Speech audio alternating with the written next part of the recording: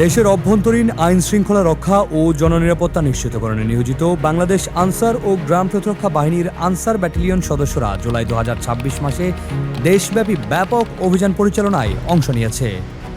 বিভিন্ন অভিযানে প্রায় ৫০ কোটি টাকা মূল্যের বিপুল পরিমাণ চোরাই মালামাল, সোনা ও অবৈধ অস্ত্র উদ্ধার করা হয়েছে। অভিযানে অংশ নিয়ে সবচেয়ে বড় সাফল্য এসেছে চোরাচালান বিরোধী কার্যক্রমে, যেখানে প্রায় ১৮.৭ কেজি ওজনের ১৬০টি সোনার বার জব্দ করা হয়, যার বাজার মূল্য প্রায় ৪৫ কোটি টাকা। এ ঘটনায় জড়িত একজন পাচারীকে আটক করা হয়েছে। মাদক ও ধর্ষণের অভিযোগে আরও ৫ জনকে আটক করতে সক্ষম হয়েছেন আনসার ব্যাটালিয়ন সদস্যরা।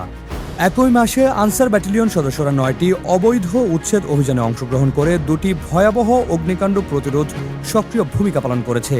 পাশাপাশি সাধারণ মানুষের সুরক্ষায় একটি হারিয়ে যাওয়া শিশুকে উদ্ধার করে পরিবারের কাছে ফিরিয়ে দেওয়া হয়েছে। আনসার ব্যাটালিয়ন সদস্যরা নিরাপত্তা অভিযানে অংশ নিয়ে একটি পিস্তল, একটি বন্দুক, গান পাউডার, ১৭ রাউন্ড গোলাবারুদ এবং ২টি চাপাতি সহ ৪ জন অপরাধীকে আটক করে। মাদক বিরোধী অংশ নিয়ে ৮ লিটার মদ ও ২.৫ কেজি গাঁজা জব্দ সহ নগদ উদ্ধার করা হয়েছে। এর বাইরে ২ জন অনলাইন জুয়ারিকে আটক করা হয়েছে।